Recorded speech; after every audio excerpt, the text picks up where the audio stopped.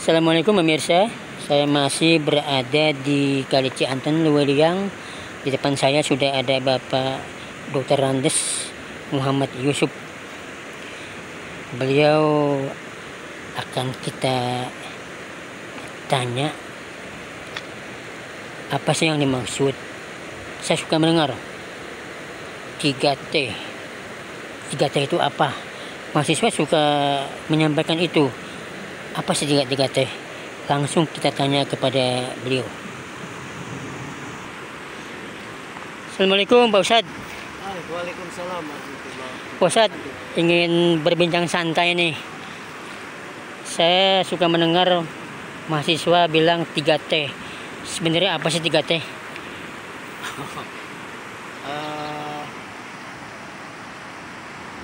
3T itu 3 tertib. 3 tertib. 3 tertib. Jadi begini. Cukup sederhana sebetulnya. Ya, kalau tip itu terlalu muluk malah jadi susah. Kita berharap sebetulnya mahasiswa bisa secara disiplin mengamalkan 3T ini, 3 tertib ini. 3 tertib. 3 tertib. Yang pertama, tertib ibadah. Tertib ibadah. Artinya? Iya. Nanti saya beri ya. Siap. Yang kedua, tertib studi. Tertib studi. Iya. Dan yang ketiga, tertib berorganisasi. Tertib berorganisasi. Oke. Nah, kenapa tertib ibadah? Karena ini yang akan menjadi kekuatan membangun integritas seorang mahasiswa ke depan. Artinya kita berharap mahasiswa ini kelak menjadi pemimpin-pemimpin bangsa yang memiliki integritas yang kuat. Ush, mantap. Dan integritas itu hanya bisa dibangun dengan nilai-nilai keagamaan. Artinya kejujuran, konsisten, kerja keras. Itu yang bisa memberikan warna, memberikan motivasi kuat. Itu justru nilai-nilai agama. Dan nilai-nilai agama itu bisa kita peroleh dari tertib ibadah tadi. Bukan cuma sekedar tertib ibadah itu sholat mungkin balik doang ya. Tapi bagaimana sholat, puasa, kemudian ibadah-ibadah lainnya itu dipahami bukan sekedar sebuah kegiatan ritual semata-mata ya. Baik. Formalitas. Tapi mampu menangkap nilai-nilai yang terkandung di dalamnya, yang itu bisa mengkristal dalam kehidupan pribadinya. Siap. Itu yang pertama. Kenapa saya katakan tertib ibadah itu menjadi penting? Kan tidak aneh misalnya kalau ada orang pendidikannya tinggi bahkan ke luar negeri segala ya. Tetapi karena integritasnya lemah, lalu ketika dia menjadi pemimpin bangsa, melakukan hal-hal yang justru malah merugikan negara, merugikan rakyat. Saya kira ke hajinya juga berulang-ulang. Oh gitu. Nah, berulang-ulang ke haji bahkan tiap tahun ya. Tetapi kenapa misalnya? Mereka bisa-bisanya justru malah melakukan penyelewengan yang justru malah merusak sekaligus menghancurkan negeri ini. Ya misalnya kasus korupsi, itu kan kontradiksi dengan nilai ibadah yang dilakukannya. Betul. Jadi saya kira pengertian tertib ibadah itu tidak sesederhana yang orang bisa cuma jungkir balik, ibadah haji dan seterusnya ya enggak.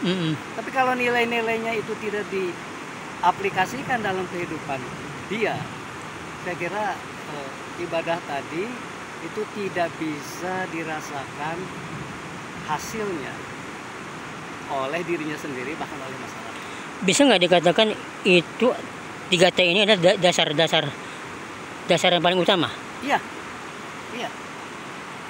Artinya ini yang tidak bisa ditawar-tawar ya. Oh gitu.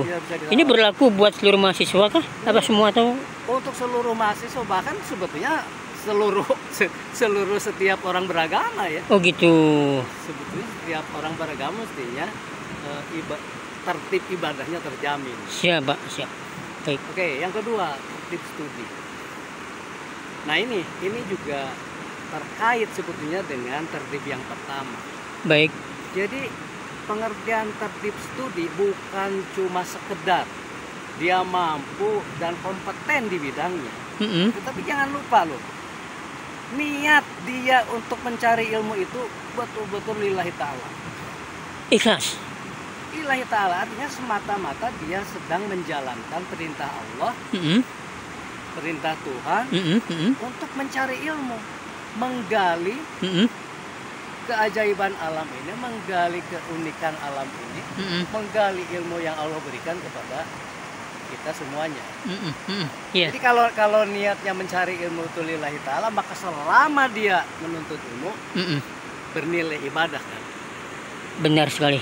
Benar. Jadi nggak semata-mata menuntut ilmu sekedar untuk menuntut ilmu ya. Baik. Tapi itu didasari oleh satu niat, satu motivasi sebagai sebuah perintah suci dari Allah SWT.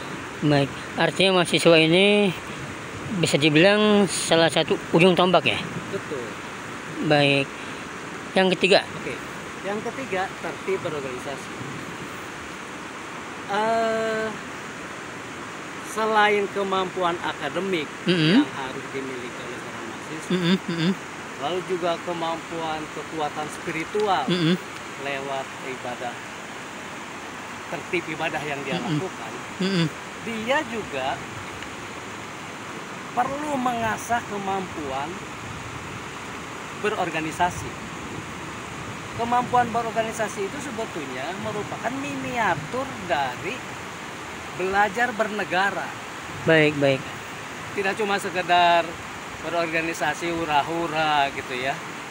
Tetapi berorganisasi di situ dimaksudkan agar mahasiswa bisa berlatih dalam dunia mininya negeri ini.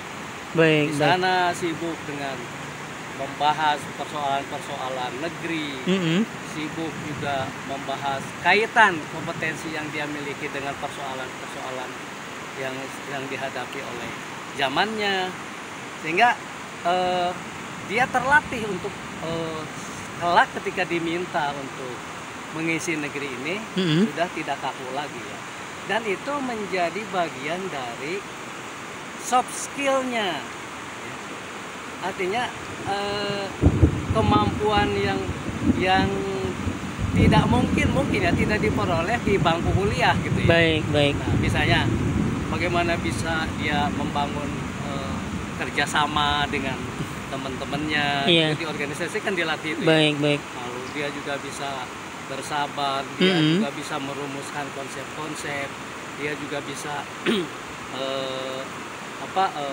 berlatih untuk berkehidupan sosial, sekaligus juga kepekaannya teruji, kepekaannya juga dibuka ya, lewat kegiatan berorganisasi tadi. Nah itulah saya kira yang kalau tiga itu bisa dilakukan ya, bisa diterapkan, bisa betul-betul digeluti, saya yakin, optimis saya, mahasiswa ke depan kelak akan menjadi calon-calon pemimpin yang handal.